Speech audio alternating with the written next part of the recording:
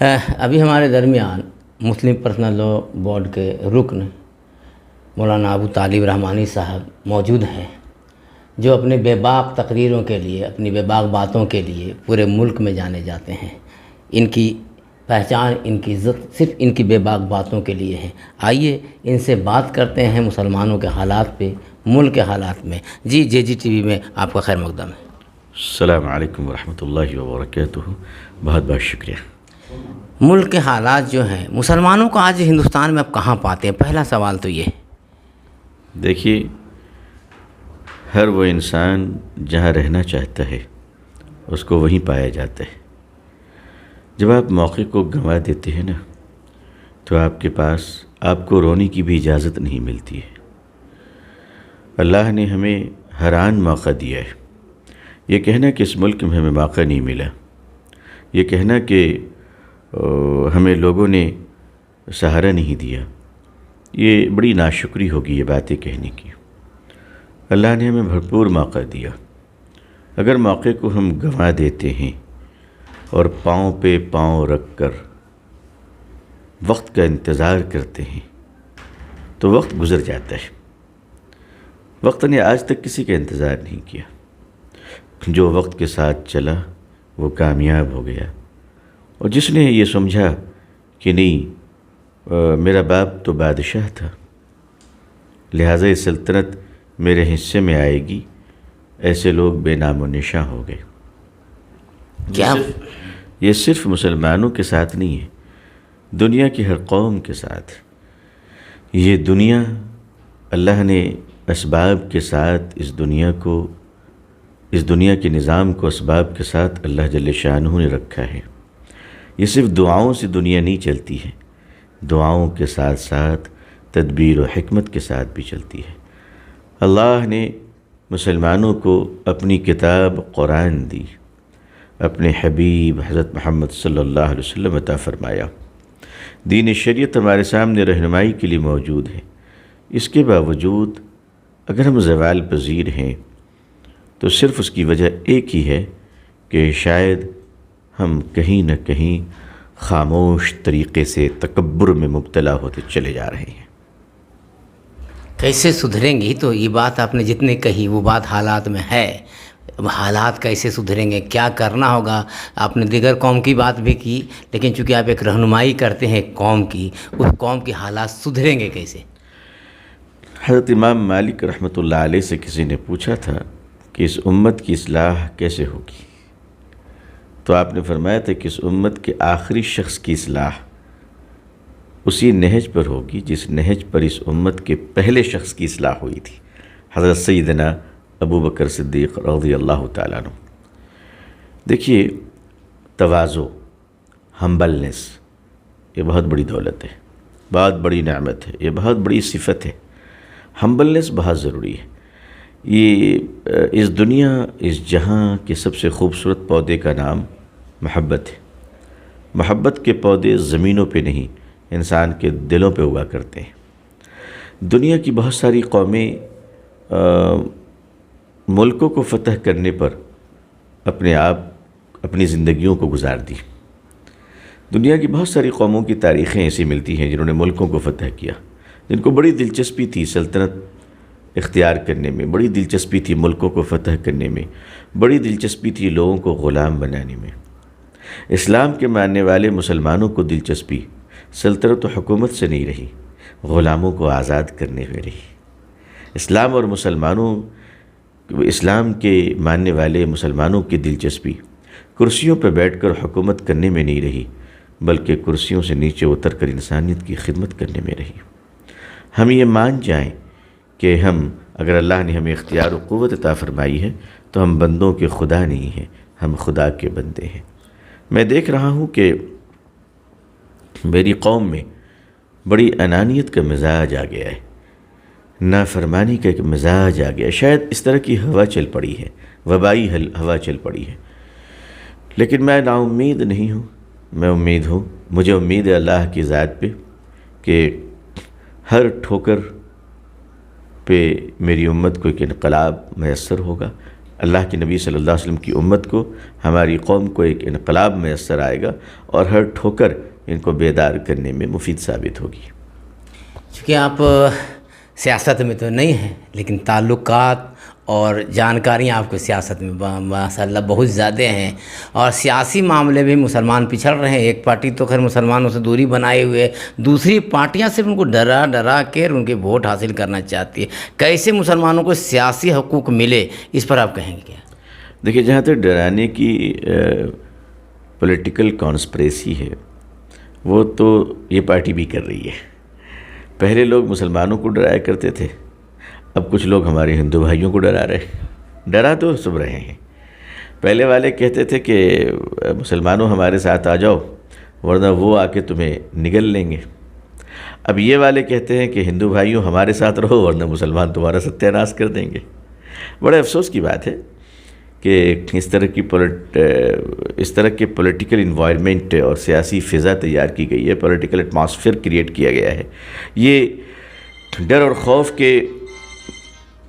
اور خوف کے ماحول میں جو نسلیں پرورش پایا کرتی ہیں، وہ نسلیں انقلاب نہیں لایا کرتی ہیں۔ رہی بات مسلمانوں کو سیاست میں کیا کرنا چاہیے، دیکھیے، ایک کام مسلمان کرتے آ رہے ہیں، اس کو چھوڑنا چاہیے۔ مسلمان یہ کرتے آ رہے ہیں کہ وہ سیاسی پارٹی لیڈروں کے اس قدر چمچے بن جاتے ہیں کہ اگر نیتا کو بخار آ گیا تو مسلمان کروسین کھا کر کمبل اوڑھ لیتا ہے، اور اذان سن کر مسجد نہیں بھاگتا، مگر نیتا جی بلائے ہیں تو بنا روزے کے ہی 6 افطار کیے چلے جا رہے ایک ساتھ۔ جب آپ کا اسٹینڈرڈ یہ ہو جائے کہ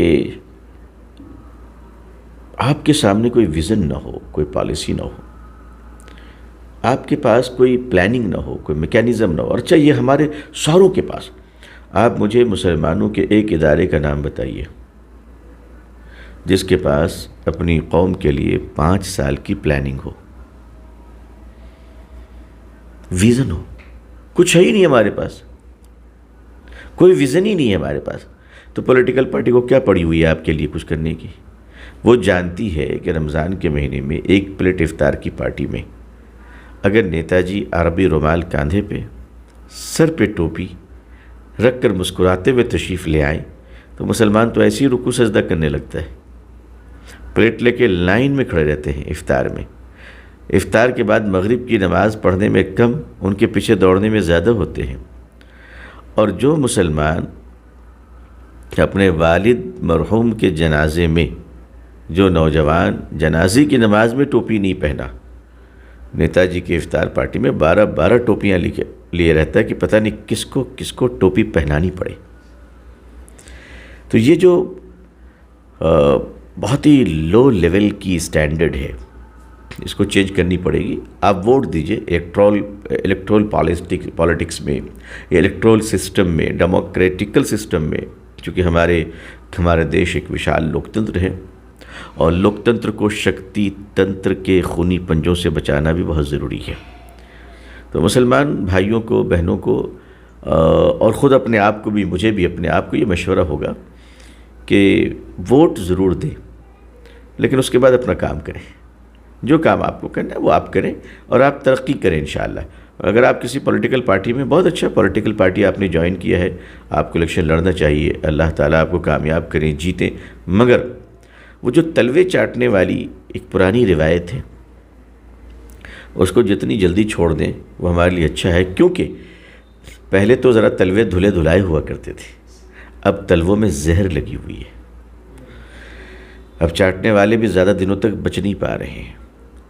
تو میری قوم کو توجہ دینی ہے اپنے کاروبار پہ، اپنی روزی روٹی پہ، اور اپنے کیریکٹر پہ۔ تعلیم، بچوں کی ترقی، اور اپنا بیہیویئر، کیریکٹر بہت اچھا رکھے۔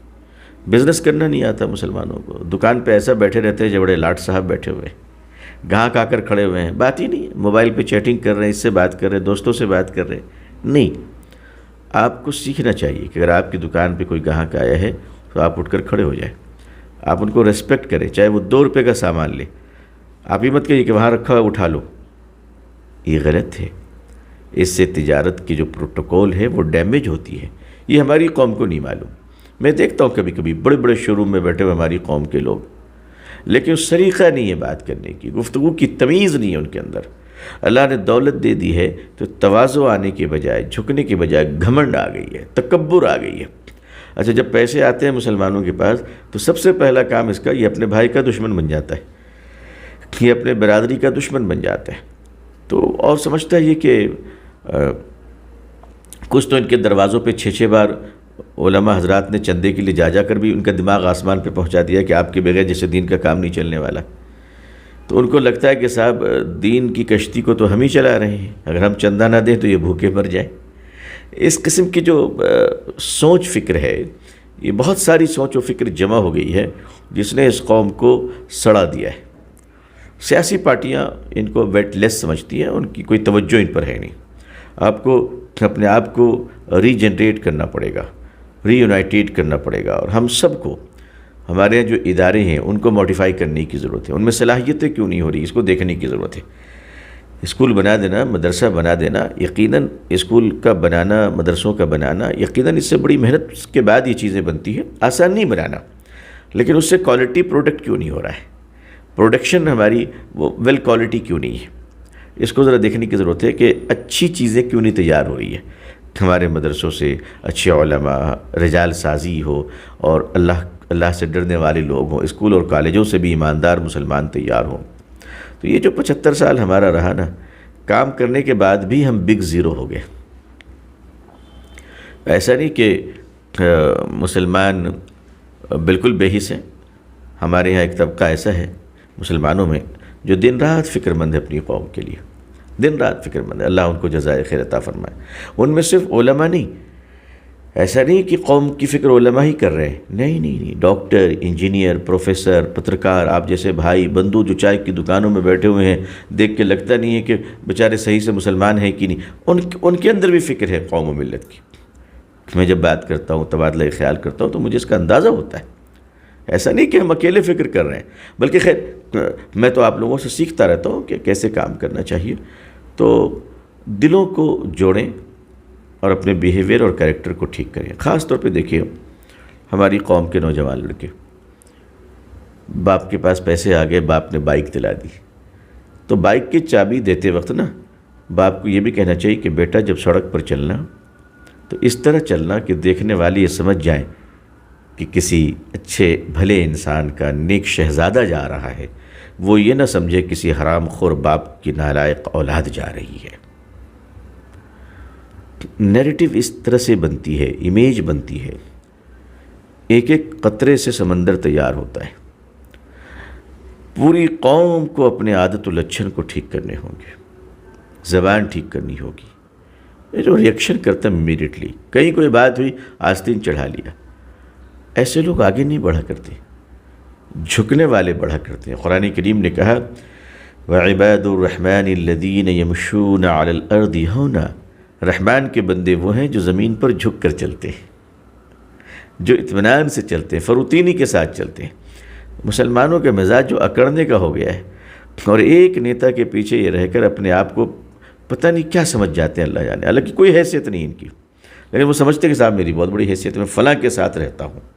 تو جب فلاں کے ساتھ آپ رہتے ہیں تو آپ کی حیثیت ہے، تو جس کے ساتھ آپ رہتے ہوں گے وہ تو آسمان سے نیچے ہی نہیں اترتے ہوں گے بیچارے.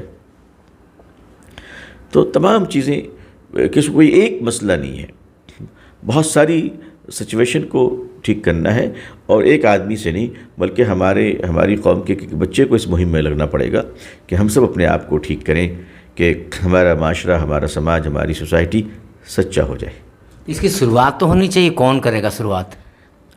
آپ اور ہم کر لیتے ہیں انشاءاللہ. دیکھیے جہاں سے چلیں وہیں سے سفر کا آغاز ہو جاتا ہے. ابھی یہ بات آپ کے چینل کے ذریعے سے انشاءاللہ ہمارے بھائی بہنوں تک پہنچے گی. اللہ کسی نہ کسی کے دل میں بات ڈالیں گے اور شروعات تو ہوگی انشاءاللہ.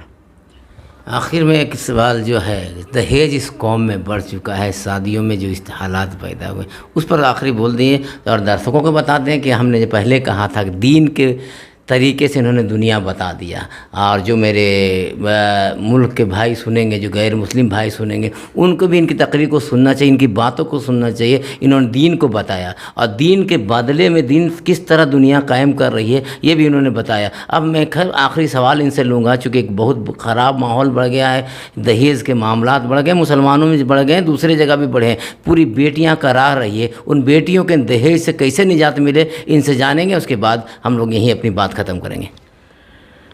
دیکھیے، شیر کی بدنصیبی اس وقت بہت بڑھ جاتی ہے جب گدھے اس کو لات مار دیں۔ اس سے زیادہ شیر کے برے دن نہیں ہوں گے۔ نوجوان مردوں کے اس سے زیادہ بدنصیبی برے دن ہو نہیں سکتے کہ وہ ہونے والی بیوی کے باپ سے جہیز کے نام پر بھیک مانگے۔ اسلام میں نہ جہیز کا تصور ہے، نہ لڑکی والوں کی طرف سے کھانے کا تصور ہے، لیکن لڑکی والوں کی دعوت میں ہمارے ہاں مولانا، مولوی صاحب، مفتی صاحب، مقرر صاحب، مکھیا جی، سرپنچ جی، ایم ایل اے جی، ودھائک جی، ایم پی جی، سارے گھس کر کھاتے ہیں۔ کچھ کو معلوم ہے نہیں کھانا چاہیے، وہ بھی کھاتے ہیں، اور کچھ کو معلوم نہیں ہے۔ علماء کرام اس پر کام کر رہے ہیں۔ غریب تو مان جاتے ہیں، مالدار سمجھتے ہیں کہ ہمیں اس پہ ماننے کی ضرورت نہیں ہے، کیونکہ یہ مال میرا ہے۔ ڈرو اللہ سے، مال کس کے ساتھ مستقل رہا ہے جو رہے گا، اس لیے اپنی نسلوں کو مال نہیں دین دے دیجئے، اللہ تعالیٰ دنیا آخرت دونوں درست فرما دیں گے۔